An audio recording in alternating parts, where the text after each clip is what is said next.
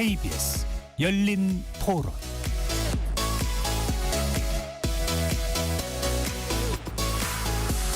안녕하십니까. KBS 열린 토론 배종찬입니다. 이재명 정부 탄생 이후 여당이 검찰개혁에 속도를 내고 있습니다. 국회에는 민주당 주도로 검찰개혁 관련 4개 법안이 발의돼 전문가 공청회 등을 거치고 있는데요. 검찰의 비대해진 권력을 견제하고 범죄 피해자들을 보호하기 위해 마련된 검찰개혁이 오히려 또 다른 거대한 권력기관을 양산할 수 있다는 우려도 나오고 있습니다. 국민의힘은 검찰개혁이 속도보다 방향이 중요하다며 여당의 검찰개혁 속도전에 제동을 걸고 있는데요. 이재명 정부의 검찰개혁 속도와 방향에 대해 진단해보고 국민을 위한 바람직한 검찰개혁 길은 무엇인지 살펴보겠습니다. KBS 열린 토론 지금부터 시작합니다. 치열한 토론 속에서 더 나은 세상을 찾아갑니다. 올바른 세상을 만드는 첫걸음. 평일 저녁 7시 20분 KBS 열린 토론. 오늘 토론 함께 주실 전문가 4분 소개합니다. 경찰청 수사구조개혁 TF 연구관을 지내신 곽문준 방배경찰서 어청과장 자리했습니다. 네, 반갑습니다. 곽문준 경정입니다. 반갑습니다. 네, 죄송합니다. 여청과장입니다. 김정철 변호사 나오셨고요.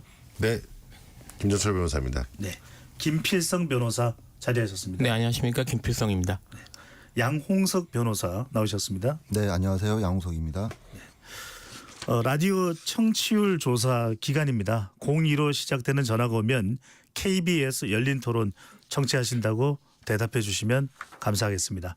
KBS 열린 토론 문자로 참여하실 분은 샵 9730으로 의견 남겨주실 수 있고요. 단문 50원, 장문은 100원의 정보 이용료가 없습니다. KBS 1라디오의 모든 프로그램은 유튜브에서도 함께 할 수 있으니까요. 많이 들어와 주시고 구독 꾹 눌러주시고 좋아요도 많이 보내주시면 좋겠습니다. 더불어민주당 주도로 여당 주도로 검찰개혁이 속도를 내고 있는데요. 이재명 대통령도 이에 힘을 실어주고 있습니다. 시민분들은 어떤 생각인지 궁금한데요. 먼저 여당의 검찰개혁 속도전에 대한 시민들의 의견 먼저 듣고 오겠습니다.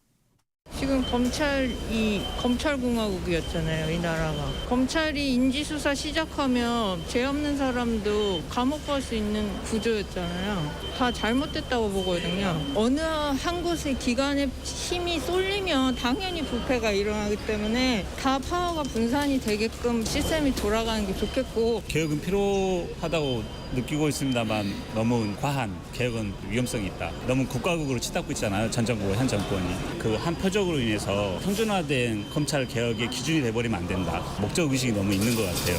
지금 뭐 하고 있는 게 그렇게 뭐 나쁘다고 생각하지는 않아서 그 전에 해왔던 게 굳이 검찰 개혁을 해야 될 필요는 모르겠는데. 아니, 물론 검찰이 지금 제일 강한 힘을 갖고 있는 건 맞는데 기존에 검찰이 갖고 있었잖아요. 수사권까지. 근데 그걸 경찰로 다시 넘긴다? 근데 그거는 가지고 있어야 되는 게 아닌가 싶거든요, 저는. 수사권과 기소권 분리를 하면 그 기존의 검찰이 갖고 있던 권력은 다른 누군가한테 갈 텐데 그렇게 발생할 수 있는 문제가 제 생각엔 좀 더 크지 않을까? 기존의 거를 굳이 흔들 필요가 있을까? 이런 생각이 조금 드네요. 뭐 경찰분들이 다 열심히 하죠. 잘하시려고 하는 것도 하지만 그런 안 좋은 사례가 하나, 두 개 터졌을 때 발생할 수 있는 이슈나 리스크가 더 크지 않을까? 그럼 왜 바꿨냐라는 게 또 나오니까. 시민분들의 의견 어떻게 들으셨는지요? 먼저 4분께 여당의 검찰개혁안 어떻게 평가해주신 총평을 먼저 듣고 자세한 내용 한 걸음씩 더 들어가 보겠습니다. 먼저 김필성 변호사께 총평을 여쭤보기 전에 여당의 검찰개혁안 이따가 이제 세부적으로 우리가 구체적으로 하나하나 짚어볼 텐데 좀 설명을 요약해서 해주신다면 어떤 내용인가요? 큰 틀에서 보면 이제 검찰이 가지고 있던 수사권 전체를 다 경찰로 이관하는 내용입니다. 그 이관하는 방식이 일단 공소제기권은 여전히 남아 있으니까요. 이제 검찰에 남아 있고 공소제기 관련된 업무만 주로 하기 때문에 공소청이라는 이름으로 바뀌게 되고요. 이관되는 수사권부터 수사권을 이관을 하면 수사 조직도 이제 분리해야 되겠죠. 그렇게 네. 분리되는 수사권과 수사 조직을 합쳐서 중수청이라는 걸 만들고 이 중수청을 아예 현재 지금 민주당 안은 법무부에서 아예 독립시켜서 행정안전부로 보내는 안입니다. 근데 이제 이렇게 될 경우에 물론 뭐 경찰 조직이 하나 더 늘어나는 것도 있지만 전반적으로 경찰이 전체적으로 비대해지고 그다음에 권력을 많이 갖게 되는 게 아니냐라는 우려들이 있습니다. 분명히 타당하는 그런 질문이고요. 이런 것들을 통제하기 위한 별도의 기호를 둡니다. 그러니까 커진 경찰의 권한을 통제하고 수사 주체들이 당연됨에 따라서 이제 수사 권한 등이 충돌할 수 있는데 그런 것들을 조정을 하고요. 또한 경찰이 제대로 수사하지 않는 경우를 실질적으로 통제할 필요도 있기 때문에 기존 경찰과 독립된 별도의 심의기구를 설치하는 것, 뭐 이런 것들 경찰의 통제 기능을 담당하는 별도의 이제 기구를 두게 되는데 이게 지금 이제 이번에 등장한 국가수사위원회입니다. 이런 기구들을 설치를 해서 이제 그 수사권을 이제 경찰로부터 완전히 독립을 하고 그 다음에 경찰을 이제 효과적으로 통제할 수 있는 커진 권력이나 이런 것들을 통제할 수 있는 구조를 갖추고자 하는 게 기본적인 방향이고요. 뭐 총평에 대해서 말씀을 드리면 뭐 이제 아까 시민분도 말씀하셨지만 검찰이 그동안 그 강력한 권한을 가지고 있었다는 것에 대해서 이제 국민 여러분들도 실감을 많이 하셨을 거예요. 지난 정권을 겪으면서 이게 이제 법리적으로도 이제 국가가 갖고 있는 가장 강력한 권한이 형사처벌권인데 이 형사처벌과 관계된 사법행정권이 모두 검사에게 집중돼 있었던 게 사실이거든요. 이제 수사권, 공소제기권, 형집행권이 모두 검사에게 집중돼 있었고 이런 것들을 바로잡아야 된다라는 지적들은 사실 그 우리나라가 이제 민주화되면서 바로 나왔던 얘기입니다. 김영삼 시절부터 나왔던 얘기인데 이런 것들이 계속 지적이 되고 여러 가지 시도가 있었는데 이게 이제 최악의 경우 어떻게 터질 수 있는지를 우리가 지난 정권 때 확인을 한 것이고요. 그래서 이런 그 강력한 하나의 권력 집단화까지 된 그런 검찰을 문제를 해결하기 위해서 지금 이제 강력한 그런 검찰개혁 법안이나 방안들이 나오고 있다고 보시면 될 것 같습니다. 총평이니까 여당의 검찰개혁안에 찬반이로 짧게 말씀해 주시면 좋고 조금 전에 이제 제가 소개해드릴 때 광문준 여청 과장인데 여성 청소년 과장이십니다. 말씀하시죠. 예, 그 민주주의 역사가 국가 중심에서 국민 중심으로 바뀌었듯이 권력 집중에서 분산으로 바뀌었듯이 지금 형사사법 권력도 검찰에 몰려있는 권력을 하나 둘씩 분산하고 견제와 감시라는 민주주의 기본 원리가 이게 정착될 수 있는 이런 구조로 개판한다는 측면에서 이번에 여당 정부 여당이 제시하는 개혁사법에 대해서 대단히 찬성하는 입장을 저는 보이고 있습니다. 정철 변호사께서는요? 뭐 제 총평을 말씀드리자면 검찰 개혁 지금 나오고 있는 내용들은 한 30점 정도 될까? 뭐 그 정도도 사실 평가하기 좀 어렵습니다. 여기에 지금 검찰 개혁에는 국민이 없고요. 그다음에 수사 단계를 굉장히 복잡하게 만들므로써 국민들에게 피해를 입힐 가능성이 지금 굉장히 높습니다. 그리고 논리 구조가 없고요. 그다음에 형사법의 기본 원리에 어긋납니다. 수사와 기소의 분리 이건 이미 이루어지고 있고요. 검찰청법 4조에서 이미 수사하는 검사는 기소하지 못하게 돼 있습니다. 그럼에도 불구하고 마치 수사와 기소로 분리를 계속 얘기하면서 검사가 무소불위의 권력을 가지고 있다 이런 얘기를 가지고 밀어붙이고 있는 방식이 이 점에서 굉장히 지금 문제가 심각하다고 보고요. 뭐 대통령이나 뭐 누구든지 권력이 세죠. 권력이 많다고 해서 개혁의 대상이 되는 건 아닙니다. 근데 지금 이미 수사와 기소가 분리가 되어 있는데 수사와 기소를 분리한다고 하면서 검찰의 수사권을 완전히 박탈하겠다라고 하는 방향으로 나가는 이 부분에 대한 문제점에 대해서 국민들이 좀 인식할 필요가 있다라는 생각입니다. 양 변호사님. 네. 지금 이제 정부안이나 민주당의 당론은 지금 없는 상태고 일부 의원들이 이제 발의하신 법안들이 있는데요. 큰 틀에서 보자면 이제 검찰 개혁이 필요하다는 것에 대해서 충분히 동의할 수 있고 그 방향성에 대해서도 큰 틀에서는 동의할 수 있다라고 생각합니다.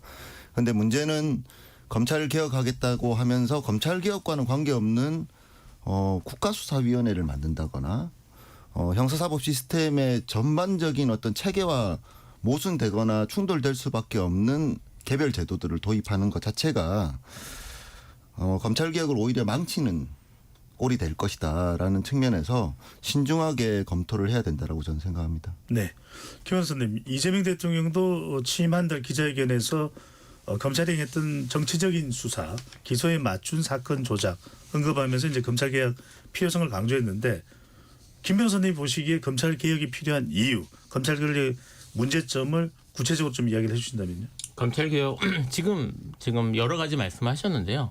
사실 그 문재인 정권에서 검찰 개혁에 대한 이런 시도들이 있었습니다만 그게 애초에 이제 기획했던 것들이나 이런 것들이 제대로 이루어지지 못했습니다. 못했던 것들도 있고 동력도 많이 떨어졌고요. 정치적으로 많이 소모된 것도 있고 그래서 사실 지금 그런 한계 같은 것들이 결국은 문재인 정권 말기에 윤석열이 등장을 하고 검찰 정권이 동장을 해서 그 검찰 권력으로 사실은 이제 그 정치까지 휘잡는 그런 모습들을 우리가 실제로 눈으로 확인을 했거든요. 네. 그래서 이제 그런 경험들이 그 검찰 개혁을 마무리 지을 필요가 있다. 그다음에 그 문재인 정권에서도 사실 제대로 이루어지지 못했던 그리고 시간을 많이 너무 시간을 오래 끌면서 사실은 동력이 떨어진 것도 있었는데 그런 것들을 바로잡겠다는 생각에서 지금 급하게 그리고 좀 어떻게 보면 좀 급하게 좀 신속하게 진행하고 있는 그런 모습들을 보이고 있는데요. 네. 요것만 한 번만 더 말씀드리고 싶습니다. 이게 지금 속도에 대해서 이제 논란들이 많은데 이게 지금 전체 시스템을 바꾸는 문제잖아요. 이거는 점진적으로 할 수는 없습니다. 점증을 할 수는 없고 이거를 전체 틀을 갖춰놓고 시행 기간이나 이런 것들은 좀 기간을 좀 1년이나 뭐 1년, 2년 두더라도 전체 시스템을 한 번에 바꾸는 식으로 가지 않으면 사실은 개혁이 안 돼요. 이 조금 점진적으로 바꿀 수 있는 내용들이 아닙니다. 이런 것들에 대한 이해가 필요할 것 같고 그래서 뭐 이제 아까 양 변호사님 말씀하신 것처럼 신중한 논의가 필요하고 여기에 대해서 깊이 있게 디테일하게 들여다보는 건 당연히 필요하지만 이거를 시간을 많이 안 끈다고 될 문제는 아니라는 건 좀 말씀드리고 싶습니다. 네. 김 변호사님께 여쭤보고 싶은 건 아까도 그 이야기를 하시긴 했는데 검찰에 대해서 그렇게 여론이 좋은 건 아니거든요. 네. 어떤 비판은 받아들일 수 있고 어떤 비판은 지나치다 보시는지. 그러니까 검찰이 제대로 수사를 하지 못했던 부분이나 또는 지나치게 과잉하게 수사를 했다라고 비판받는 부분 이런 건 당연히 비판받아야 된다고 생각을 하고요. 그 권한을 제한하고 통제할 필요성 이건 당연히 그렇습니다. 그렇기 때문에 저는 직접적으로 수사하는 거를 폐지하는 거 저는 이거는 얼마든지 찬성해요. 그러나 검사가 증거를 수집하는 행위 자체를 막는 것 이것이 지금 형사법의 기본 원리에 굉장히 다 어긋납니다. 그러니까 지금 말씀하신 것처럼 갑자기 급진적으로 해야 된다 이렇게 말씀하시는데 지금 우리 형사법의 근간을 바꾸는 행위를 지금 단 몇 개월 만에 제가 생각하기에 제가 그 단도직입적으로 말씀드리면 지금 이 법을 만든 사람 중에 전문가가 제대로 없습니다. 솔직히 말씀드리면 국회의원 몇 명 3명에서 모여가지고 이거를 가져다가 법을 엉터리로 만들어가지고 실질적으로 지금 국수입법에는 27조하고 29조가 조문이 같아요. 제대로 된 전문가가 없이 만들어 놓은 법을 가지고 이거를 통과시키겠다. 그리고 국가의 근간을 흔들겠다. 이게 지금 도대체 이 대한민국에서 일어날 수 있는 일이냐는 거죠. 알겠습니다. 네. 그러니까 김정철 변호사께서는 속도 이야기 또는 적법성, 적합성 이 부분을 강조를 해주셨고요. 곽 과장님 어떻습니까? 이재명 대통령은 추석 전에 이제 속도 이야기를 좀 해보겠습니다. 추석 전에 검찰개혁의 얼개가 나올 것으로 이제 기자회견에서 그 답변 내용에서 있었고요. 여당에서도 추석 밥상에 검찰개혁을 올리겠다. 빠른 속도로 진행해야 되는 이유 아까 이제 김필성 변호사께서 약간 언급을 해주시긴 하셨습니다. 이 속도전을 해야 되는 이유가 있으신가요? 예, 이게 지금 굉장히 뭐 여기 계시는 4명 다, 4분 다 수사기소 분리에 대한 동의를 하고 계시는 듯한 게 보입니다. 이게 왜 그러냐면 지금 재정형사법 1954년도부터 당시의 법사위원들 그다음에 당시에 검찰총장께서도 수사기소는 분리해야 된다 하고 말씀을 하셨어요. 국회 속기록에 나와 있습니다. 근데 1954년 이야기로 앞으로 100년 후면 모를까? 당장은 지금 혼란기니까 일단 시기상조론 좀 지켜보자. 근데 그 이후에 논의가 우리 김정철 변호사님 말씀하고 달리 얼마나 많은 논의가 있었는지 모릅니다. 당장 지난 문재인 정부만 해도 사기특위가 2번이 있었습니다. 사기특위가 1차 사기특위가 국회 전반기 사기특위가 있었고 당시에 지금 법무부 장관으로 지명되신 정성호 의원께서 사기특위 위원장이셨습니다. 그때 사기특위 6개월 동안 진행이 됐었고 그래도 결론이 안 나서 또 한 번 2차 사기특위가 또 있었습니다. 후반기 사기특위가. 네. 이때 당시는 사기특위가 위원장이 3번이나 바뀌었어요. 3분이나 박영선 의원께서 위원장을 하셨고 그다음에 이상민 의원, 유기준 의원으로 계속 바뀌었습니다. 사기특위가 바뀌어서 그래도 논의가 안 나서 결국은 19년도에 패스트트랙을 통해 가지고 법안이 1차 검찰개혁 법안이 통과됐죠. 이런 전철을 봤더니 계속 국회에서 논의를 하면 시간이 계속 끌어지면서 결국은 이 굉장히 우리나라 대한민국 기득권을 향해서 권한을 분산하는 문제이기 때문에 논의가 지연되면 결국 무산이 되더라. 그래서 아예 논의 시한을 못 받고 들어가자. 이런 게 지금 정치권의 입장인 것으로 보입니다. 네.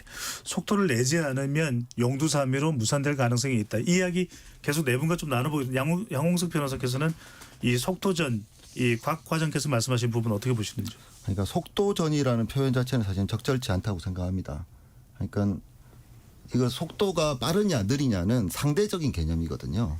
근데 변화의 폭이 크다면은 속도를 빨리 하는 것 자체가 문제가 될 가능성이 더 커지는 거고 한두 개를 바꾸는 거는 빨리 해도 문제가 생길 가능성이 적어지겠죠. 그러니까 속도는 상대적인 개념이다라고 생각을 하고요.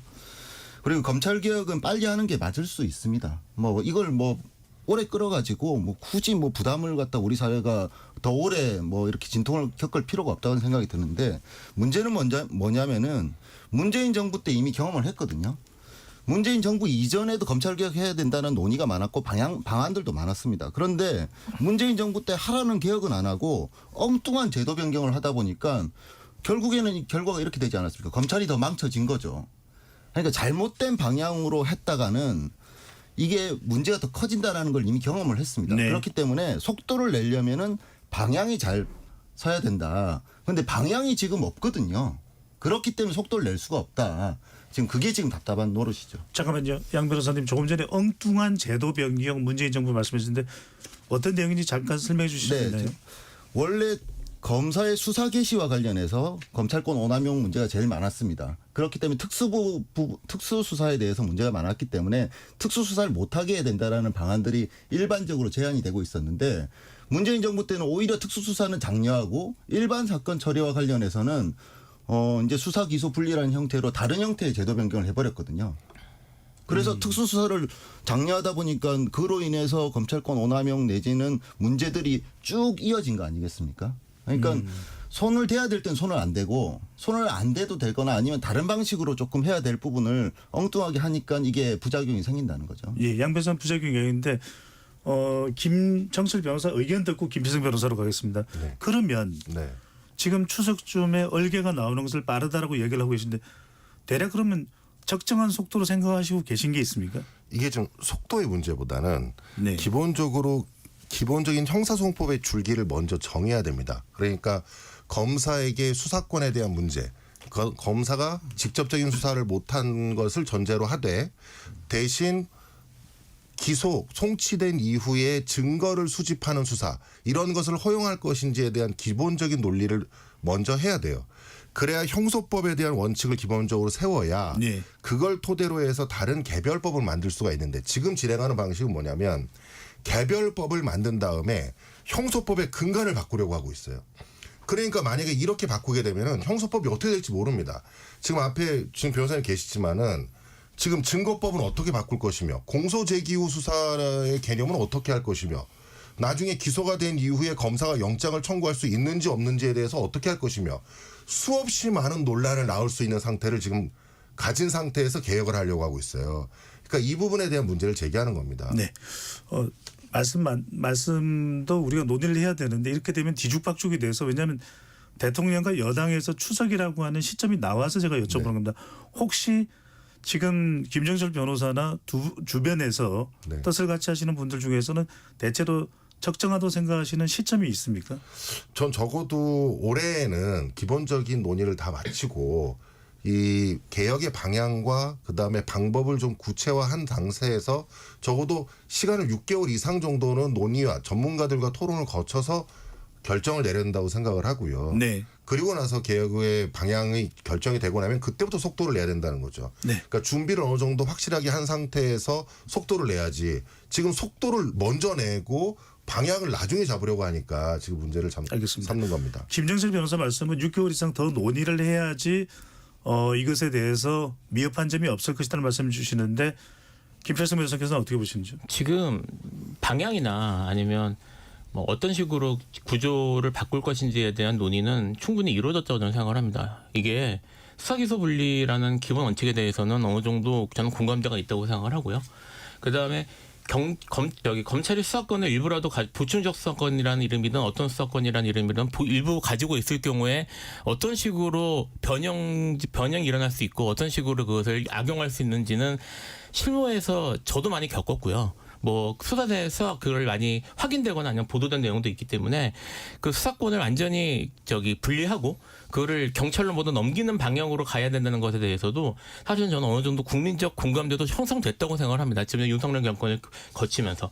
그래서 지금 아까 말씀드렸던 것처럼 그러면 경찰로 수사권을 모두 넘길 경우에는 경찰이 더 비대해지니까 경찰에 대해서 어떻게 통제할 것인가에 대한 고민들이 있었던 것이고 그래서 국가수사위원회라는 게 등장을 한 것이고요. 지금 말씀하셨던 그런 절차법적인 그런 문제들이나 이런 것들은 사실 수사절차법이나 형사소송법이 같이 연동돼서 연구돼야 되는 건 맞아요. 맞는데 그런 것들에 대한 논의들이나 고민들이 전혀 없는 상태에서 이 안일이 나온 게 아니고요. 이게 무슨 지금 아까 말씀하셨던 것처럼 민주당이 뭐 며칠 사이에 한두 달 사이에 그냥 급속하게 이렇게 만들어낸 안들이 아니거든요. 원래는 이게 문재인 때부터 논의됐던 안들이 계속 발전돼 와서 네. 윤석열의 경우에 반영된 것이기 때문에 그렇게 보실 수는 없을 것 같습니다. 제가 네. 봐서. 박 과장님 먼저 예, 기회 드리고 양 변호사님 가겠습니다. 그 이제 양 변호사님 말씀하신 것 중에 다시 한번 제가 재반박할 게 있는데 네. 이제 문재인 정부 때 한 거는 검찰 개혁을 좀 나눠서 생각하면 이렇습니다.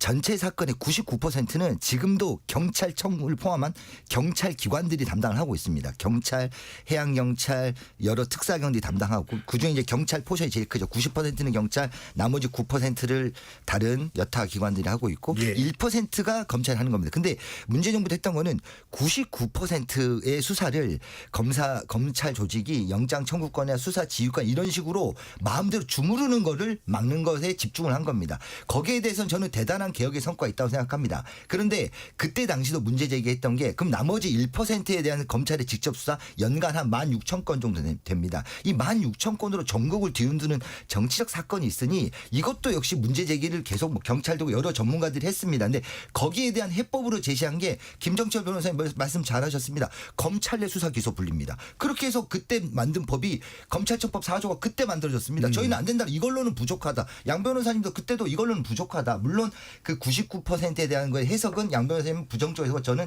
긍정적인 차이는 있습니다만은 그때나 지금이나 그 1%가 문제다. 그 1%를 굉장히 잘 정교하게 다듬어야 된다. 근데 그 1% 해법이 이번에 제시가 된 걸로 봅니다. 알겠습니다. 양 변호사님. 그 문재인 정부 때 했던 그 제도 변화를 좋은 것이냐 나쁜 것이냐 평가하려고 하면 지금 한도 끝도 없고요. 뭐 어쨌든 그 이후에 2021년 이후에 국민들이 겪는 고통이나 불편함은 분명하거든요. 예상이 됐던 문제였고 그래서 그걸 좋다라고 평가할 수만은 없다라고 생각합니다. 근데 이 정도로 하고요. 김수성 변호사님께서 말씀하셨다시피 수사 기소를 분리해야 된다는 그 방향 자체는 동의할 수 있고 그건 이전부터 나왔던 얘기입니다. 그런데 방법론이 굉장히 다양하거든요. 그런데 지금 민주당 일부 의원들께서 제시한 방향 내지는 방법, 구체적인 방법론은 여러 방법들 중에서 부작용이 굉장히 심한 방법이라는 게 첫 번째 문제가 있고요. 두 번째는 국가수사위원회 얘기가 갑자기 나온 겁니다. 6월 11일 날 법안 발의를 보면서 저희는 알았거든요. 거의 10년 동안 제가 이 논의에 팔로우를 하고 있는데 국가수사위원회 만들자 이런 식의 국가수사위원회 만들자는 얘기는 지금 한 달 정도밖에 안 됐거든요. 네. 그러니까 논의가 충분히 익어가지고 속도를 낼 수 있을 만큼의 지금 상황이 안 된다. 그리고 부작용을 갖다가 해소할 수 있는 충분한 대안에 대한 검토가 지금 부족한 상태니 조금 더 신중하게 검토하자 이 말씀을 드리는 겁니다. 알겠습니다. 잠시만요. 오늘 우리가 공소청, 중대범죄수사청, 국가수사위원회 이야기 다 할 테니까요. 차근차근 가겠습니다. 자, 속도는 양쪽의 의견이 차이가 있습니다. 자, 이번엔 김정철 변호사께 먼저 여쭤보겠습니다. 네. 이 지금의 여당의 검찰개혁 안대로라면 검찰청, 검찰의 이름은 네. 없어집니다. 네. 이 부분은 어떻게 보시는지요? 저는 그게 너무 사실 좀 너무 형식적이고 웃기다고 생각해요. 왜냐하면 이미 헌법에 검찰총장이라고 돼 있고 다 검사라는 직책이 다 있어요. 그런데 이거를 굳이 공소청이라는 거를 별도로 만들겠다? 그냥 기소만 하게 만들겠다고 하면 그냥 검찰청 그대로 두고 그 검사가 기소하면 되잖아요. 기소만 하면 되지 않습니까? 역할을 기소만 하도록 만들면 되잖아요. 그런데 그거를 왜 굳이 검찰청법을 폐지하고 검찰청을 없애고 공소청을 또 다시 만들어서 하겠다는 거죠? 그러면은 검사라는 말도 없애야 되지 않은 거 아니에요? 검사라는 말도 싫을 것 같은데. 그러니까 이런 굉장히 형식적이고 실질적으로 국민과 상관이 없는 개혁의 방향을 잡는 거 이게 문제라는 거예요. 아까 광문중 과장이 말씀 잘하셨는데 네. 1% 가지고 지금 문제가 되는 거잖아요. 수사와 관련돼서 99% 관련은 다 경찰이 수사합니다. 다시 얘기하면 국민들과 관련된 99%의 국민들과 관련된 것은 여기에 검찰개혁의 논의와 아무 상관이 없어요. 그분들을 위한 게 아니에요. 지금 단지 그 1% 재벌 뭐 힘 있는 사람, 권력 있는 사람 이런 사람들에 대한 수사와 관련된 거예요. 그 사람들이 수사를 너무 심하게 받았다.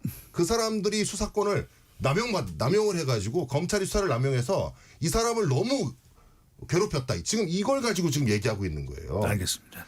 자, 그래서 공소 기능만 기존에 이 검찰이 가지게 만들 때 공소 기능만 사실상 공소청이나 똑같은 겁니다. 이름은 그대로 김필성 변호사 보시기에 이름만 그대로 검찰청, 중수청, 국가수사위원회 이렇게 할 수는 없는 겁니까? 그렇게 할 수도 있죠. 할 수는 있는데 지금 검찰청이라는 이름에 대해서 지금 이제 김정철 변호사님도 왜 바꾸냐 헌법 이야기를 하시잖아요. 사실 헌법상 검사가 검찰청의 특별한 지위를 갖고 있는 관청이 아닙니다. 아니에요. 그러니까 검찰총장이란 말하고 검사라는 표현만 한두 번 등장할 뿐입니다. 네. 근데 검찰이 헌법적인 무슨 특별한 권한을 갖고 있는 기관인 것처럼 지금 법조인들도 인식을 하잖아요. 지금 사실은 이 검찰개혁이라고 하는 게 여러 가지 측면에서 의미가 있는데요. 제도개혁이라는 측면도 있지만 검찰이 이제까지 권력을 유지해 오면서 어떤 특별한 지위를 인정을 받고 그리고 그러니까 정부 내에서나 아니면 권력 집단 내에서 또는 정치권 내에서 어떠한 우월한 지위를 인정해 않는지에 대한 사실은 그거를 끊는다는 의미도 있거든요. 지금 공소청으로 이름을 바꾸는 건 사실 그런 의미가 있고요. 그러니까 거기에 대해서 법조인들이 특히 이제 좀 경험이 있는 법조인들이 반감을 느끼는 게 바로 그 지점 때문에 사실은 끊어야 되는 겁니다. 알겠습니다. 자, 이번에 이야기 좀 해보겠습니다. 자, 그래서 지금 여당의 검찰 개혁안을 기본으로 하고 토론을 하겠습니다. 공소청. 그다음에 이제 기소만 할 수 있는 공소청입니다. 그다음에 이제 중대범죄수사청. 그다음에 또 하나는 이제 국가수사위원회인데 이 이제 수사와 관련된 이야기를 먼저 양홍석 변호사께 먼저 여쭤보겠습니다. 지금 많은 이의 제기하는 의견이 경찰이 수사를 할 수 있겠나? 이게 검찰이 해야지. 검찰이 이런 좀 수준도 있고 수사를 하는데 이 이야기를 많이 합니다. 실제로 차이가 많이 납니까? 그러니까 실제로 차이가 있을 수도 있습니다. 그러니까 실제 차이가 있다고 평가를 할 수도 있고 그런데 이 논의는 경찰이 수사를 못하고 검찰이 수사를 잘한다 이런 논의로 접근하면 안 됩니다. 경찰은 점점 나아지고 있고 검찰은 점점 못해지고 있으니까요. 언젠가는 둘이 만나겠죠. 그런데 누가 잘하고 잘못하고의 문제가 아니라 경찰이 아무리 수사를 잘해도 검찰이라는 기관이 그 수사 과정에 대해서 한 번 더 스크리닝하는 과정을 두는 게 검사 제도의 목적이기 때문에 그게 뭐 현재와 같은 검사 제도를 꼭 유지해야 된다는 것이 아니라 그 기능 자체가 갖고 있는 순기능이 있거든요. 예. 그래서 순기능을 갖다 유지하는 형태로 제도 변화를 하는 것이 국민들을 좀 더 두텁게 보호하는데 유리하다라는 의견을 드리는 것이고 근데 마침 경찰이 수사에 대해서 수사 품질이나 수사 속도나 이런 것들에 대한 불만이 있기 때문에 현실적인 불만이 있기 때문에 아직은 조금 더 경찰 수사에 대해서 국민적 신뢰가 조금 더 확보돼야 될 필요는 있다라는 생각이 드는데 그 문제는 이걸 수사 기소를 하지 말아야 된다 이런 논의까지 가기에는 조금 논의가 좀 부족합니다. 네. 그렇기 때문에 경찰은 더 잘할 수 있게 하면 되는 거고요. 검찰은 검찰 나름의 기능을 할 수 있게 제도를 만들면 됩니다. 그런데 아예 검찰이 없어져야 된다고 생각하고 검찰이 하던 순기능까지 다 없애버리는 거거든요.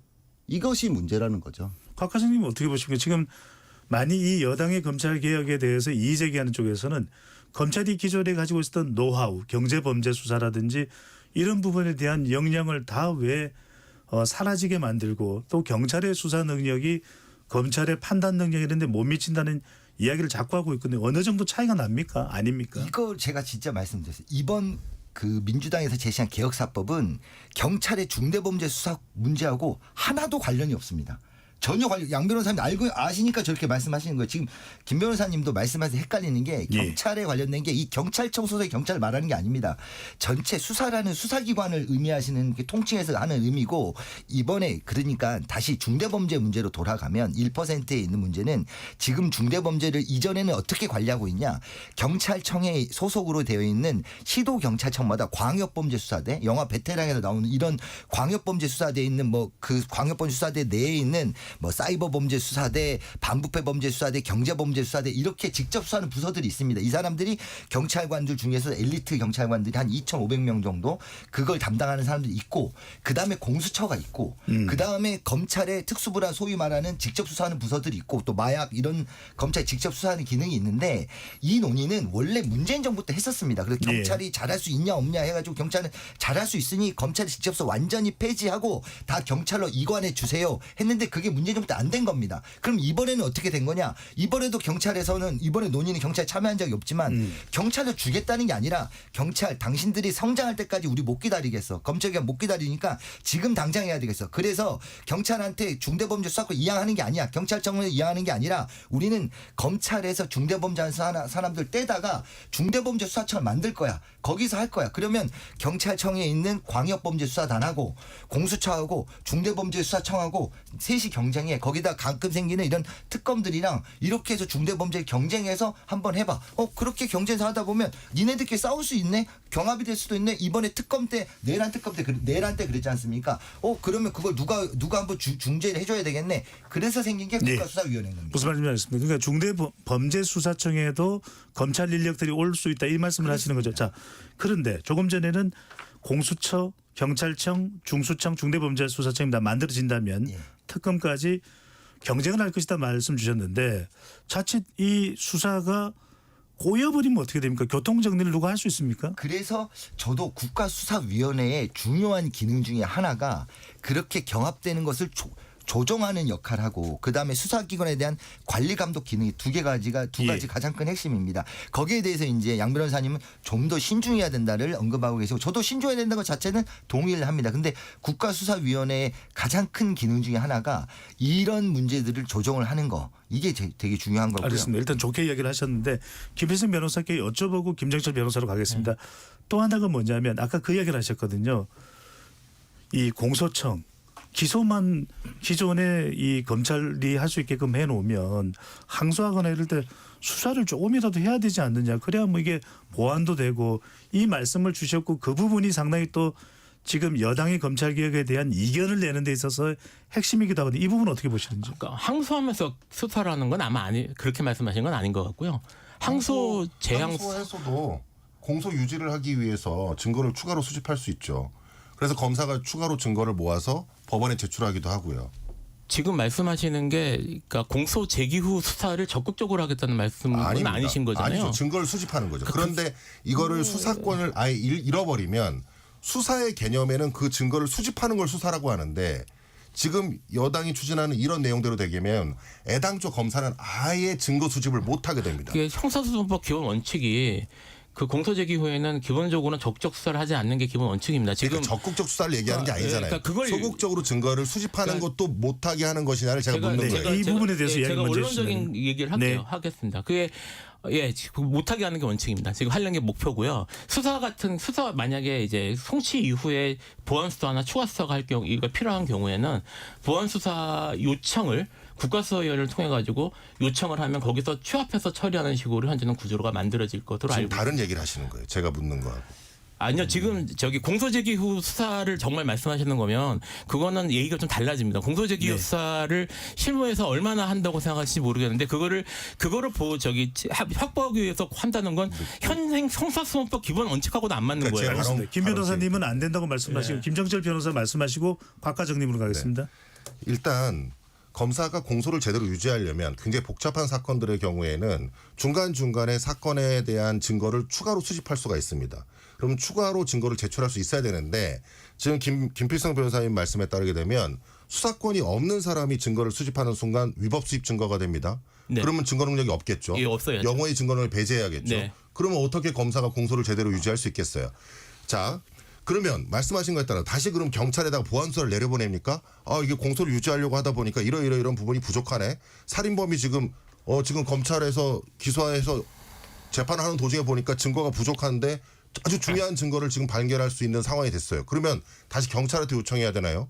만약에 금융범죄와 같은 굉장히 복잡한 사건의 경우 사건을 전혀 수사한 적이 없는 수사 경찰이 어떻게 그 내용을 가지고 판단하고 어떤 검사가 그거를 제대로 수사한 적이 없는 사람이 어떻게 그거를 제대로 유지할 수 있겠어요?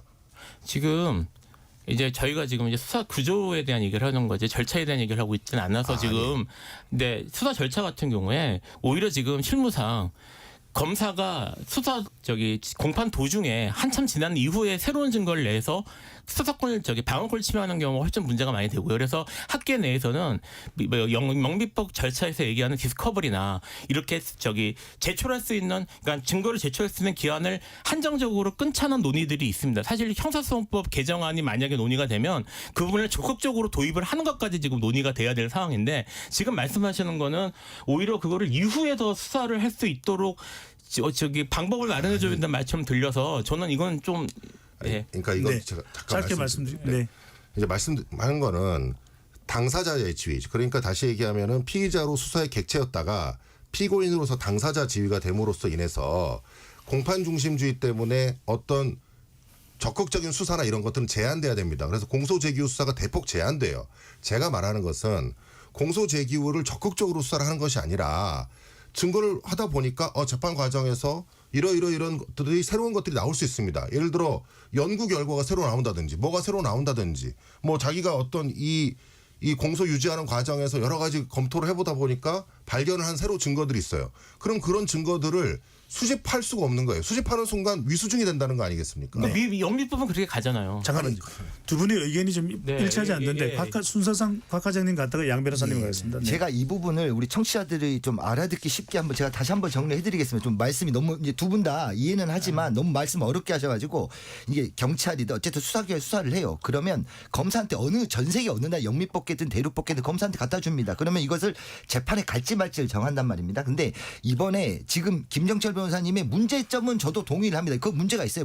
직접 보안 수사를 폐지하겠다 이 레토릭에 대해서 말씀하시는 것 같은데 이 직접 보안 수사는 게 뭐냐면 그렇게 가져온 기록을 검사가 여러 가지 것을 할 수가 있습니다. 증거를 정리할 수도 있고 또 증인한테 전화하거나 면담을 해서 수사기관에서 했던 증언을 그대로 유지할 것이나 확인할 수도 있고 이런 거는 기소권자이자 공소유지권자 전 세계 검사가 다 하는 겁니다. 그런데 그 이외에 우리나라 검사만이 독특하게 하는 것들이 있습니다. 새로운 범죄를 추가로 인지해서 수사하는 거, 새롭게 수사를 개시하는 거, 관련성이 있다고 이 사람에 대해서 이 사람이 횡령범으로 들어왔는데 주가 조작으로 들어왔는데 주가 조작 봐주는 척하면서 이 사건에서 또 다른 문제를 수사를 개시하는 거. 그 다음에 강제 집행, 강제 영장, 강제 수사, 대인과 대물에서 강제 영장 집행하는 이런 추가적인 문제는 분명히 문제가 있습니다. 근데 그것을 제가 보기에 민주당 개혁법안도 정치하지 못한 건 맞습니다. 그냥 선언적으로 이런 추가 직접 보안서를 폐지하겠다 선언을 했으면 그 이외에 보완할 부분들, 기소권자이자 공소유지권자 반드시 해야 되는 부분들을 허용해 주는 것들을 앞으로 좀 보완할 필요는 있습니다. 대신 저 김정철 변호사님과 저하고 다른 점은 이것 때문에 이거 안 된다고 말씀하신 거고 저는 이것 때문에 그것을 보완하면 된다고 하는 게 제 입장인 겁니다. 네, 양 변호사님. 네, 이게 바로 이제 이 수사구조 개혁이나 형사사법 시스템 개혁 논의를 속도만 낼 수 없다는 걸 딱 극명하게 드러내주는 사례인데요. 공소 제기 후 수사 이것만 해도 사실은 논쟁할 부분들이 많거든요. 검토할 부분들이 굉장히 많습니다. 그런데 지금 김필성 변호사님은 아예 수사를 하면 안 된다는 얘기고 박 과장님께서는 송치 후에 보완 수사는 할 수 있다라는 거고 다만 수사라는 거 아닙니다. 그러니까 그걸 그 사실 조사라고 하면 되는 거죠. 그러니까 수사를 수사가 아니다라고 부르고 싶으신 말씀은 이해는 하겠는데 개념을 정리하면 되니까요. 그러니까 개념을 다시 정리한다. 그러니까 아버지라고 안 부르면 되지 않냐. 아니 검사가 잠깐만요. 말씀을 끝낼게요. 양 변호사님 말씀 듣고 기회를 드리겠습니다. 예. 네. 그러니까 이제 수사 개념을 갖다가 개념 조작을 해가지고 수사가 아닌 거라고 부르면은 된다. 그렇게 하면 되겠죠. 수사가 아닌 걸로 되면 되니까. 그런데 어쨌든 박 과장님께서는 보안 수사, 그 사건과 관련된 보안 수사는 할 수 있다라는 건데 다만 이제 추가 수사, 별건 인지나 추가 범죄 사실, 추가 범인을 인지하는 것은 제한해야 되는 거 아니냐. 그 논의를 하시는 거잖아요. 저는 충분히 다 논의해 볼 수 있는 주제라고 생각합니다. 다 못하게 하게 된다라고 하면 어떤 문제가 있냐면은 바로 이제 뭔가 조금 부족한 부분들이 생길 수 있죠. 그러면은 경찰에 보안 수사 요구를 하거나 아니면 추가 수사 개시 요구를 한다거나 이런 제도를 만들 수 있습니다. 그런데 이런 제도를 만들게 되면은 반드시 따라야 되는 것이 경찰이 그것을 그 요구대로 충실하게 이행을 해줘야 된다는 겁니다. 그런데 그러면 경찰에 대한 수사 지휘가 사실상 복귀되는 거 아니냐라는 논의 때문에 사실 문재인 정부 때 못한 거 아닙니까 이거. 그러니까 이 논의가 역사가 있는 논의고 쉽게 이거 하나의 제도를 바꾼다고 해서 그냥 다 해결되는 문제가 아니다라는 말씀을 드리는 거죠. 이거 충분히 시간을 갖고 논의를 해봐야 될 문제라는 것이 요 논의만 해도 충분히 드러난다 이 말씀을 드리고 싶습니다. 검찰이 경찰에 대한 수사 지휘도 이제 이렇게 되면은 도마 위에 올라오는 건데 곽 과장님 어떻게 보시는지요? 이제 아까 그 앞에 보안 수사 부분만 네. 좀 정리를 하고 하겠습니다. 저는 그것을 보안 수사라고 굳이 수사로 생각하지 않습니다. 제가 전 세계 검사를 다 만나봤는데 독일 검사도 프랑스 검사도 미국 검사도 자기가 공소 제기하는 것을 그것을 인베스티게이션 수사라고 생각하지 않습니다. 본인이 기소권자이자 공소 유지권자로서 당연히 해야 되는 역할을 생각하는데 저도 그것을 역할을 한다 그러면 아버지라 부르지 못하는 게 아니라 아버지가 아닌 사람을 자꾸 아버지라 부르면서 논의의 본질을 잃는 겁니다. 제가 보기에는 검사가 추가로 수사를 하고 새롭게 수사를 개시하는 걸 막아야 되는데 기소나 공소 유지를 하는 여러 가지 역할들은 당연히 본래적 권한이니까 역할을 보장해 줘야 된다는 거고 다시 이제 사회자께서 질문해 수사 지휘권으로 가면 예. 수사 지휘권은 이미 다 폐지가 됐습니다. 폐지된 지 5년이 됐고 대신 지휘권을 시정조치 요구권, 재수사 요청권, 보안수사 요구권, 징계 요구권, 그다음에 송치 요구권 이렇게 수사 통제 장치로 재편을 했고요. 초기에 2020년 법 통과 이후에 2021년과 2년에 초기 혼선이 있었지만 지금은 굉장히 안정화 단계로 돌아가서 2020년 이전하고 지금 통계적 수치가 다 같아졌습니다. 알겠습니다. 잠시 참여 안내 로고 듣고 KBS 열린 토론 2부로 돌아오겠습니다.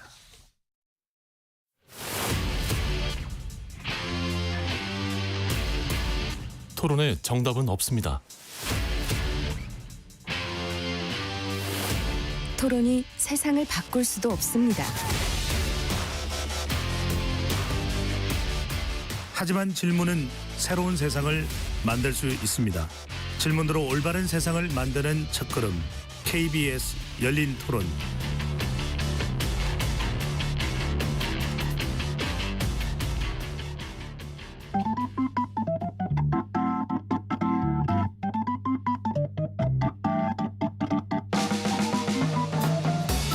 세상을 바꾸는 질문, 열린 토론이 시작합니다.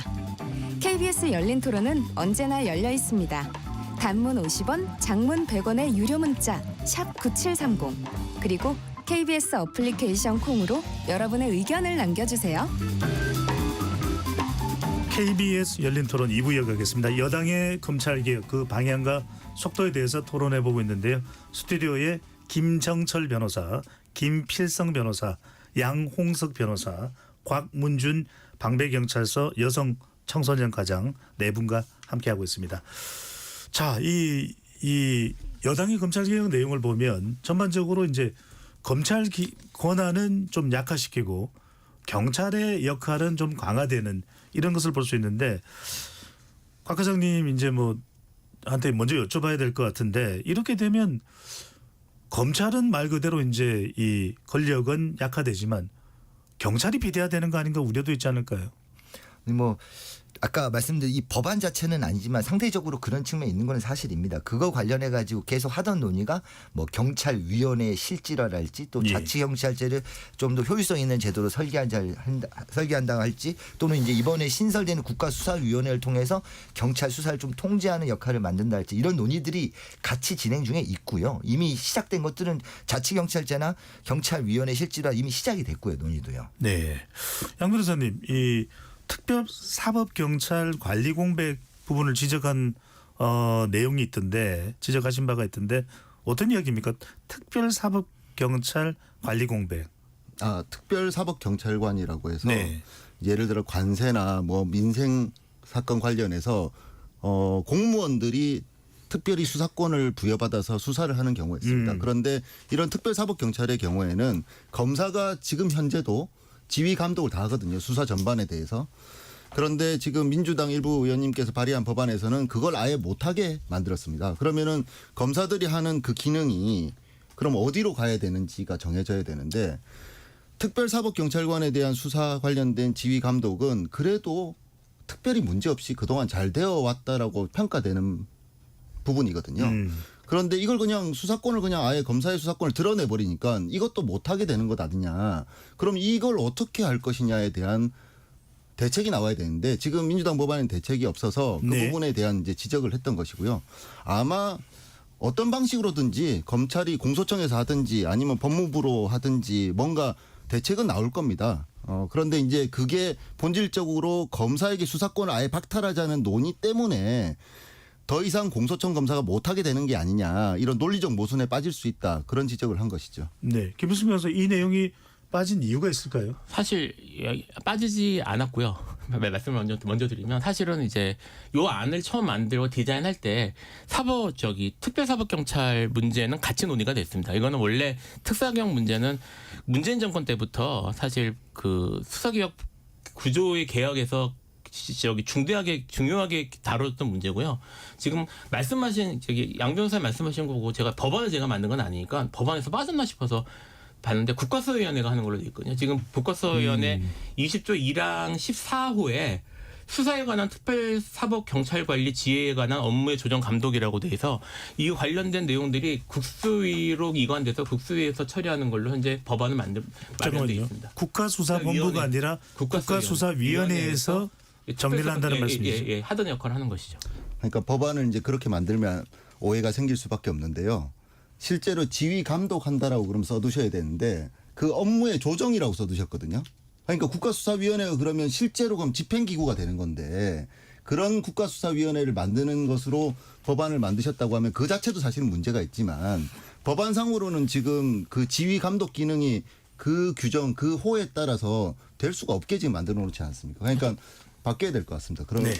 김필성 변호사님 의도가 그렇다라고 하면은. 네, 이 부분 여쭤보고 또 김정철 변호사로 가겠습니다. 또 하나 이제 김필성 변호사께 확인하고 싶은 게 지금 중대범죄 수사건이 이제 중대범죄 수사청이 이제 검찰에서 분리돼서 이제 설치가 될 텐데 검찰청이 아니고 분리돼서 설치가 될 텐데 이 소속이 어떻게 되느냐? 중대범죄 수사청이 행안부냐?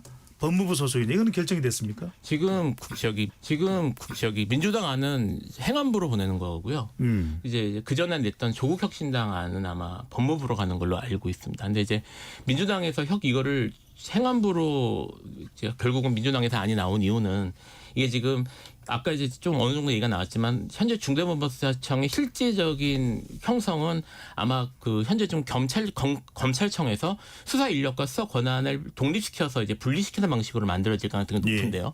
이렇게 될 경우 법무부에 그냥 내버려 두면 그 종래 그 방식대로 법무부 장관을 검찰 출신이 법무부 장관이 되고 그다음에 법무부 차관도 검찰 출신이 하고 뭐 이런 식으로 될 경우에 이 분리하는 게 의미가 없어집니다. 그러니까 정부가 어떻게 들어오냐 어떻게 바뀌냐에 따라 달라질 수 있는 것이라서 이걸 아예 분리해서 실질적 효과를 보이기 위해서는 다른 데로 보내는 게 맞고 경찰 관련 업무들은 이제 행안부에서 통합해서 중앙경찰들은 하니까 그쪽으로 보내는 걸로 지금 법안은 만들어져 있습니다. 이 안에 대해서 김정철 변호사 의견은 어떠신지요?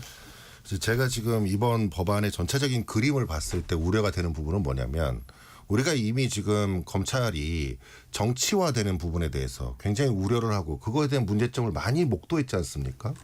그러면 이제 점점 더 정치적으로부터 좀 독립될 수 있도록 수사기관이나 준사법기관으로 불리는 이유가 그것인데 점점 더 정치에 흔들리도록 정치권에 흔들리도록 구조화되고 있다는 겁니다. 지금 중대범죄수사청을 행안부 소속으로 한다. 그다음에 국수위는 국무총리 산하에 있습니다. 그러니까 결국은 이 어떤 정권 하에 있는 그 하에 통제하에 들어가도록 구조가 짜져 있고요. 특히 국가수사위원회는 도대체 왜 만들었는지 이유도 알 수 없지만 그 국수위라고 하는 그 조직이 여러 수사기관의 수사를 조율합니다. 아까 이제 과장님께서 말씀하신 것처럼 마치 수사기관이 경합하는 것처럼 얘기하지만 실질적으로 국민들 사건에서는 수사권이 경합하는 경우가 없습니다. 그러니까 일반인 사건들을 수사하는데 그거 내가 수사할 테니까 이리 가져와 이렇게 얘기하는 사람이 어디 있겠어요. 그러니까 아까 말씀하신 아주 특정한 진짜 윤석열 전 대통령 사건에나 있는 일들을 가정해서 국수위라고 하는 거 만들어놨는데 결국 그 국수위를 통해서 굉장히 정치권의 영향을 많이 받도록 할 가능성이 높습니다. 그러니까 조직이 어떤 정치적으로부터 독립되려면 조직이 독립돼야 되고 그렇지 않습니까? 그다음에 예산이 독립돼야 되고 이런 것들을 통해서 독립성을 계속 갖추어 나가야 되는 겁니다. 우리가 왜 검찰을 준사법기관이라고 얘기하냐면 사법부의 독립을 이루기 위해서 기본적으로 재판하는 과정에 이르는 그 과정이 수사를 통해서 결국 기소에 이르고 그 기소에 의해서 재판이 이루어지기 때문에 네. 중간 단계에 있기 때문에 우리 이거 준사법기관이라고 하고 그래서 우리가 법무부 소속으로 만들어 놓은 거예요. 네. 그래서 법무부를 통해서 법무부 장관이 검찰총장을 개별적으로 지휘하지 못하도록 하는 장치를 둠으로써 제한을 뒀는데 지금 여기에는 그런 제한이 없다는 것이 문제입니다. 김배성 변호사께서 뭐 하실 말씀 있으세요? 지금 뭐 사실 이제 그렇게 말씀하신 분들은 다른 얘기도 제가 들어봤는데 지금 법무부에 있는 검찰을 검찰청을 즉 법무부에 두는 방식은 문제가 없으면서 지금 이거를 여러 기관으로 나눠서 지금 이대로 되면 사법경찰 관련된 것들은 위원회 구조에 의해서 통제를 받게 되고요. 행정경찰이나 각 경찰의 뭐 구조라든지 인사라든지 아니면 예산 같은 경우에는 각 소속 부서의 통제를 받게 되는 위원적 통제를 받게 되고 특히 수사에 관련돼서는 위원회 구조이고 그 위원회를 여러 이제 뭐 여당이나 야당이나 이런 곳을 통해서 확충하는 그런 방식이기 때문에 현재 지금 법무부 장관과 수직으로 연결되는 구조보다 훨씬 구조상으로는 더 간섭하기가 어려운 구조인데 네. 이런 것들에 대한 내용은 전혀 없이 기존의 구조는 문제없이 수사의 독립성은 보장되는데 근데 이대로 되면 수사 중독성이 커진다라고 얘기만 하는 건 제가 사실 잘 납득하기 어렵습니다. 김혜성 이렇게 좀 확인만 하나 하면요. 이게 이 여당의 검찰개혁 안대로 가면 앞으로 이제 검사라는 명칭은 사라지게 되는 겁니까? 아닙니다. 검사란 명칭은 그대로 있습니다. 유지가 됩니까? 유지됩니다. 알겠습니다. 양승석 변호사께서 양승석 변호사한테 좀 여쭤보고 싶은데 이제 경찰 쪽으로 권한이 많이 가고 이렇게 되면 수사기관에서 아예 처음 수사하고 난 이후에 불송치, 불기소. 그 기존에 우리가 많이 이렇게 비판과 지적을 받았던 부분이 검찰의 이른바 기소 남용 이런 부분들을 많이 지적받았다면 이제는 이제 웬만하면 기소를 안 하게 되는 불기소 결정들이 많이 이어지면서 이의 신청이 크게 증가할 거다. 이런 주장이 나오네요. 그러니까 이의 신청이 뭐 크게 증가한다기보다는 지금 이의 신청 사건의 경우에는 현재는 경찰이 불송치 결정을 하면 이의를 하면 검찰로 사건이 그대로 송치돼서 검사가 수사해서 종결하도록 되어 있습니다. 그런데 검사가 수사를 못하게 하게 되면은 그 이의 신청 사건을 어느 기관인가가 처리를 해줘야 되는데 그 처리해주는 기관을 지금 현재 이제 민주당 법안에서 보면은 이제 국가수사위원회 좀 더 구체적으로 보면 국가수사심의위원회 이런 데서 처리를 하도록 네. 이제 디자인을 해두셨는데 그러니까 더 늘어난다기보다는 그것을 처리하는 기관으로서 국가수사위원회나 국가수사심의위원회가 적절한지에 대한 논의로 이게 옮겨가야 되는데요. 실제로 이제 그렇게 하려고 하면은 지금 검사들도 제대로 못 하고 있거든요. 불송치 결정에 대해서 이 사건을 처리하는 것도. 그런데 국가수사심의위원회가 그걸 처리하려고 하면은 그만한 전문성과 경험이 있는 경찰이 그냥 허투루 사건을 처리하지 않거든요. 나름대로 선의를 갖고 처리를 하는데 부족하거나 아니면은 뭐 조금 관점이 다르거나 이런 것들을 찾아내서 그걸 바로잡는 역할을 하려면은 상당한 정도의 전문성과 경험이 필요합니다. 근데 그런 전문성과 경험이 있는 조직은 지금 현재 우리나라에서 단일 집단으로는 검찰밖에 없는데 그럼 검찰을 갖다 국가수사위원회로 옮겨가지고 국가수사심의위원회라고 이름만 붙여놓으면은 그게 검찰이지 제2의 검찰이지 검찰을 없애는 이유가 뭐가 있냐 이런 비판이 있을 수밖에 없고 네. 그다음에 이런 식의 조직을 만드는 것 자체가 사실은 굉장히 비효율로 이럴 수밖에 없다. 알겠습니다. 이런 지적인 거죠. 이따가도 뭐 이야기할 시간이 없을 것 같아서 이렇게 이의 신청이 되다 보면 결국 과정이 복잡해지고 변호 비용이 더 많아지니까 일반인들의 이른바 비용 정대로 이어지는 거 아닌가 이런 이야기 나오는데 한편으로는 곽 과장님 여쭤보면 일이 이제 경찰이 많이 몰린다. 그러다 보니까 순경까지도 이 뭐 수사에 나서야 되는 경우들이 많다. 뭐 이런 지적이 나오는데 그러다 보니까 지연될 수도 있다. 이런 지적은 어떻게 보시는지요? 그게 지금 말씀을 드리면 연간 경찰이 그러니까 112 신고 사건 이런 거 다 포함하면 한 1년에 한 200만 건 정도 형사 사건을 처리합니다. 그중에서 160만 건을 수사로 개시를 해서 수사로 나아가고요. 160만 건 중에서 한 55만 건 정도를 혐의가 없다는 취지로 불송치 결정을 합니다. 55만 건 불송치 결정을 하면 그중에 한 8, 9만 건 정도가 당사자가 나는 경찰의 결론에 대해서 못 받아들이겠어 하면 이 못 받아들인 것을 또 한 번 판단을 해줄게 라고 해서 검찰로 보내게 되는 겁니다. 예. 그래서 이 비용이 늘어나고 하는 것은 효율적이지가 못하죠. 효율적이지 못한데 왜 이렇게 하느냐. 민주주의를 위해서 그런 겁니다. 내가 국가기관의 결정을 받아들이지 못하면 당신에게 1차, 2차, 3차 계속 이의신청권을 보장하겠어. 그러니까 비효율적으로 비용이 증가하게 되는 겁니다. 1차로 지금은 이제 검찰로 송치가 돼서 검찰에서 1차로 또 리뷰를 합니다. 그래도 또 못 받아들이면 어떻게 하냐. 항고 재항고를 합니다. 그래도 못 받으면 어떻게 하냐. 재정신청하게 되는 겁니다. 그렇게 여러 번의 절차들 두는 거는 국민들의 권리 보장을 위해서 하는 거지 경찰들의 권한 확대나 검찰의 권한 축소를 하는 게 아닙니다. 대신 거기에 대해서 뭐 우리 양 변호사님 말씀하신 대로 그 기능이 국가수사위원회로 넘어갈 때 거기에 대한 보완책이랄지 아마 심도 있는 논의를 해볼 필요는 그거는 충분히 있을 수 있는 지적이라고 생각을 합니다. 알겠습니다. 자, 이제 우리가 뭐 모든 내용을 우리가 원하는 만큼 다 짧은 시간에 논의할 수는 없으니까요. 김필성 변호사께 드디어 이제 국가수사위원회 질문을 할 겁니다. 먼저 의견 듣고 제가 김정철 변호사로 가겠습니다. 국가수사위원회와 관련된 이야기가 참 많습니다. 네. 심지어는 뭐 이제 이의 제기를 하는 쪽에서는 위헌성도 있다, 뭐 이런 헌법에 위반되는 성격도 있다, 이런 지적까지도 할 정도인데 국가수사위원회가 지금 이야기되는 공소청, 중수청, 제일 정점에 심지어는 공수청보다도 더 위에 있는 겁니까? 그렇지는 않고 공소청보다 위에 있는 건 아니고요. 아니 공수청보다는 위에 있습니까? 공수처보다 위에 있는 건 아닙니다. 아, 국가수사위원회가 어떤 조직입니까? 그러니까 지금 이렇게 생각하시면 됩니다. 이제 비대해진 경찰권을 통제하고 예. 사법경찰권을 통제하고 지금 이제 그 개념적으로 보면 이제까지 검찰이 했던 많은 이제 여러 통제 업무나 이런 업무들을 이제 검찰로부터 지금 빼는 거잖아요.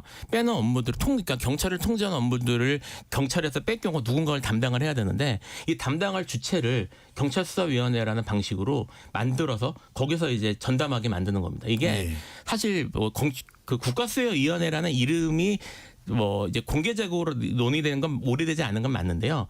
사실 이게 그 문재인 정권 때 국가경찰위원회의 실질화 문제가 논의가 되면서 사실은 시작된 거기서 출발한 것이었고 그게 이제 국가수사위원회가 사실은 아니 그 국가경찰위원회가 문재인 정권에서 실질화되지 못했어요. 못하는 문제로 한계가 남았고 그런 그 중앙경찰의 개혁의 구조 개혁의 한계가 사실 윤석열 정권에서 드러났기 때문에 그런 것들을 그런 경험들까지 합쳐서 그런 논의들을 하고 더해가지고 국가수사위원회라는 걸로 지금 그 비대해된 그런 경찰 권력이나 이런 것들을 통제하는 수단을 갖추려고 하는 겁니다. 네, 국가수사본부는 그냥 경찰 조직이고 네.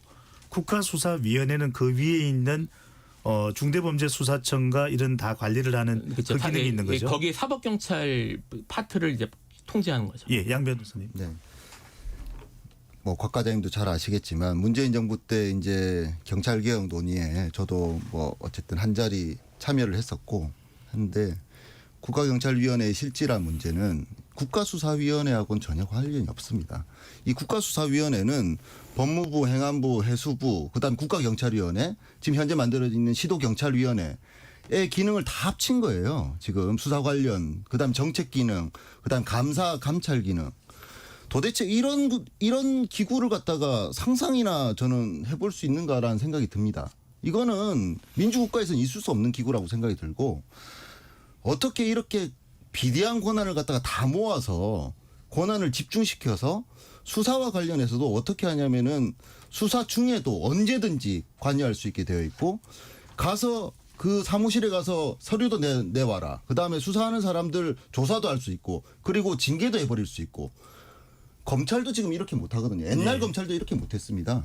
근데 수사 이후에도 또 이의 사건을 또 해서 심의해서 집행 기능까지 두는 이런 형태의 기구는 사실은 한 번도 논의된 적이 없다. 그 말씀을 꼭 드리고 싶고 이 기구의 어떤 위험성이나 문제점에 대해서는 뭐 아마 이렇게 통과는 안 되겠습니다만은 상당히 조금 고민을 좀 해봐야 된다는 생각이 들고 하나만 딱 간단히 말씀드리면은 문재인 정부 때 수사권 관련해서 경합이나 충돌이 있기 때문에 수사권 조정해야 된다라는 얘기가 있었고 그걸 위해서 수사관할 조정위원회 정도의 국가기구를 만들자 이 논의는 있었습니다. 그런데 이 관할 조정이나 이런 것 때문에 국가수사위원회라는 이런 거대 조직을 만든다? 이거는 사실은 처음 나온 알겠습니다. 얘기입니다. 이번 여당의 검찰개혁 관련해서 핵심의 핵으로 떠오른 것이 이제 바로 국가수사위원회인데 김정철 변호사 의견까지 듣고 각 과정으로 가겠습니다. 이첩 이야기도 나오네요. 네. 이게 뭐 위헌 소지가 있다는 이야기도 나오는데요. 일단 이제 국가수사위원회에서 본인들이 다른 수사기관에서 수사하고 있는 것을 이첩을 한다는 거거든요. 근데 이런 것들이 과연 이제 거기에서 이첩을 할 수 있는 권한이 그 국가수사위원회에서 정한 법에 의해서 권한이 부여될 수 있는 성질의 것이냐, 그런 부분에 대해 일단 의문이 있고요. 두 번째는 각종의 관할이나 이런 것들이 이미 다 정해져 있고 그다음에 각 영역, 그다음에 수사와 관련돼서도 중대범죄수사청이 수사할 수 있는 것과 공수처가 수사할 수 있는 것들이 명확하게 다 구분 지어질 수 있음에도 불구하고 왜 거기에 수사권 조정이 필요하고 수사 영역에 대한 다툼이 필요하느냐, 저는 이해할 수가 없습니다. 그다음에 문제는 현실적인 문제가 있어요. 국가수사위원회가 만약에 실제로 만들어졌을 때 도대체 몇 명이 필요하고, 지금까지 제가 뭐 여기 과장님도 계시지만 저도 수사심의위원회 하면서 위원회가 제대로 돌아가는 걸 제가 본 적이 없습니다. 그리고 위원회에 있는 사람들이 이런 일들을 전문적으로 처리를 해가지고 한다고요? 그럼 거기에 몇 명의 사람이 필요하고 몇 명이 들어가서 이 일들을 다 처리한다는 것인지 도저히 알 수가 없어요. 그러면 예산이 얼마가 들어가고 인력은 어떻게 되는지를 국민들에게 정확히 알려야 될 거 아니겠습니까? 국가수사위원회 조직이라는 게 도대체 어느 정도의 조직을 얘기하는 것인지를 아무도 알지 못해요. 단지 그냥 거기 법률 안에 나와 있는 그 내용을 보고 추측하는 것밖에 안 됩니다. 이런 부분들에 대해서는 문제점을 지적하지 않을 수 없는 거죠. 네, 곽 과장님. 네. 지금 이제 국가수사위원회 기능 중에 이제 수사기관 역할 조정을 생각해보면 지금 그러면 어떻게 왔느냐? 지금 2021년 이전에는 검찰이 자기 하고 싶으면 내가 하고 싶으면 내가 하고 싶은 대로 어디서 시키고 싶은 시킨 대로 검찰이 다 시키는 대로 하는 겁니다. 2021년 이전에는요. 그리고 남은 1% 중대사건 누가 정하냐? 대통령실 민정수석실에서 정합니다. 자기들 마음대로 합니다. 지금 최혜병 사건 수사 나오지 않습니까? 거기에 민정수석실 파견 나오는 경찰 출신 경찰관 파견한 사람이 경찰에 전화하고 검찰에 전화하고 국방부 전화하고 마음대로 사건을 주무르지 않습니까? 그게 지금 대통령실 민정수석실에서 오랜 기간 해온 것들을, 그런 것들을 이제 검찰에서 주도권을 가진 것들은 없어졌으니 일부 99% 민생 사건에 대해서도 혼선이 생길 수 있고, 그다음에 1%의 중대범죄 사건에서 대통령 밀실에서 마음대로 주무르는 것을 그래도 위원회 기능으로 올려가지고 국회에서 여당 야당 추천받고 이렇게 저명한 추천받아서 위원회에서 하겠다는 게 하나 있고, 그다음에 두 번째로 김정철 변호사님 말씀하신 비판하는 포인트는 또 다른 겁니다. 그런 국가수사를 기왕에 만들었으니 이의신청 사건을 처리하기 위해서는 집행 기능이 있을 수밖에 없으니 그 집행 기능을 논리적이 아니라 그 집행 기능에서 일부 또 하나 이의신청사가 집행을 하면서 이첩받아서 처리하라, 이렇게 자꾸 이야기하다 보니까 살이 붙어 나가는 것들입니다. 이 살이 붙어 나가는 것들을 칠건을 쳐내고 조절할 걸 조절해나고 지금은 이 작업이 필요한 거지, 그런 비판점 때문에 못할 바는 저는 아니라고 생각합니다. 김표성 변호사께 제가 좀 여쭤보면요. 그래서 이제 국가수사위원회라는 조직에 대해서 법원행정처 또 행정안전부에서 이제 국가수사위원회 위원들을 파견하다 보니까 오히려 대통령의 권한이 더 강하게 작동하는 거 아닌가, 이 의견에 대해서는 어떤 견제 기능이 있을 수 있을까요? 지금 그렇게 따지면 법무부 장관, 이제까지 했던 법무부 장관은 대통령이 임명해서 지명해서 하는 거였는데, 지금 위원회 구조로 가면은 지금 말씀하셨던 그런 현재까지 있었던 것보다 훨씬 더 그런 민족 통제나 다양성 같은 것도 확보가 될 것이고요. 뭐 여기에 대해서 이게 뭐 현재 지금 법안을 따져봤더니 결국은 뭐 여당 쪽에서 많이 지명하게 되는 게 아니라는 공격도 제가 봤는데, 이게 이제 뭐 사실 그렇게 따지면 지금 뭐 헌법재판소 같은 경우에 뭐 사실상 국회 대통령 셋이니까 9명 중에 6명이 그 여당에서 지명하게 되는 거니 뭐 헌법재판소가 뭐 그렇게 생각하지 않잖아요. 현재 지금 이 구조나 구성 같은 것들을 제도를 바꿔야 된다고 생각하면 현재 법안을 그거는 이제 인정할 수 있는데, 알겠습니다. 현재 지금 위원회 구조가 더 문제가 있다고 저는 생각하지는 않습니다. 네, 이렇게 막 우리가 지대히 우려를 할 일은 아니다라는 말씀 주셨습니다. 시간이 많지 않았어요.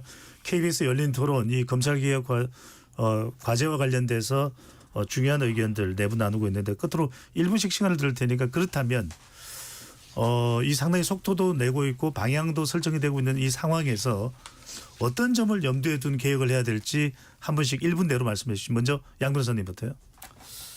검찰 개혁이 지금 필요한 시기입니다. 이미 늦었고요. 빨리 해야 되는 상황입니다. 그러니까 엉뚱한 제도 변화로 인한 국가 기능 훼손 내지는 국가 기능의 어떤 모순이나 충돌이 발생하지 않도록 적절한 방법을 동원해야 되는데요. 수사 기소를 분리한다는 큰 방향을 따르더라도 다양한 방법들이 있을 수 있습니다. 지금 여당 일부 의원들이 제시한 방안이 유일한 안이 아니고 그 방안이 좋은 안도 아니거든요. 그러니까 좀 더 좋은 안들을 많은 분들의 의견을 들어서 잘 찾아갔으면 좋겠다는 생각이 듭니다. 알겠습니다. 광문진 과장님. 예, 결국은 이번에는 기억하는 1%에 있는 직접 수사를 어떻게 할 것이냐 문제인데 검찰 내에도 훌륭한 전문가들이 있습니다. 검찰 수사관분들 중에 훌륭한 전문가들이 있고 검사분들 중에 훌륭한 전문가들이 있어요. 근데 그분들이 전부 다 검찰이라는 한 조직에 모여 있으면서 수사부터 수사 개시 진행 종결 기소 공소 제기 유지까지 모두 다 한 조직에서 쥐고 흔들 수 있기 때문에 이것을 쪼개는 겁니다. 그 훌륭한 자원들을 중대범죄수사청으로 모아서 또다시 그 사람들이 훌륭한 역할을 할 수 있게 보장해 주면 되는 겁니다. 그다음에 여러 가지 수사기관 간의 문제는 국가수사위원회를 통해서 통제하고 좀 다소 비효율적이다 하더라도 민주주의가 그렇게 비효율 속에서 점점 좀 발전하는 거지 않습니까? 견제와 감시라는 견제와 균형이라는 이런 민주주의의 기본 원리도 정착시키고요. 네. 이게 제 생각입니다. 김정철 변호사께서는요? 어쨌든 그 검찰 개혁은 필요한데 그 검찰 개혁을 너무 성급히 하다가 괴물을 만들어서는 안 된다. 이것이 제가 하고 싶은 말씀이고요. 검사로부터 직접 수사권을 박탈하고 기소만 원칙적으로 하되 기본적으로 보안 수사나 이런 것들을 할 수 있도록 하면 얼마든지 지금의 문제점을 해결할 수 있습니다. 그리고 검사로 하여금 또 경찰에 대한 통제 기능을 갖춰야 됩니다. 검사는 원래 인권보호 기능과 적법 절차에 대한 감시 기능을 충분히 하도록 하는 것이 검사의 본연의 역할이에요. 그렇기 때문에 검사로 하여금 경찰에 대한 수사 지휘권을 인정하게 되면 지금의 모든 문제점을 해결하면서도 검찰 개혁에 한 발짝 앞 다가갈 수 있다고 생각합니다. 네, 김필성 변호사께서는요? 현재 지금 민주당이 추진하고 있는 검찰 개혁안의 가장 핵심은 기존의 검찰에 조금 가지고 있었던 그런 일부 남아 있었던 그런 기능들 이런 것들을 경찰로다 넘기는 것들입니다. 근데 이제 이런 것들이 이제까지 검찰이 했던 역할들을 독립시켜서 이제 경찰 쪽으로 다 넘겼기 때문에 이제까지 검찰이 했던 경찰의 통제 기능을 할 수 있는 기구가 필요하고요. 아까 이제 예산과 무슨 조직 얘기를 하셨는데 그 예산과 조직은 규정 검찰청에 비견할 정도의 규모가 될 수밖에 없어요. 그 업무가 줄어드는 게 아니기 때문에 지금 국가수사위원회라는 것이 갖고 있는 아이디어나 이런 것들은 사실은 그 정도 규모를 생각을 하는 거고요. 예를 들어 지금 영국의 IOCP 같은 경우에 지금 찾아보니까 그 IOCP는 이제 주로 이제 수사 이의 신청이나 이런 걸 주로 하고 있는데 거기 인력만 1,000명이 넘습니다. 스텝만.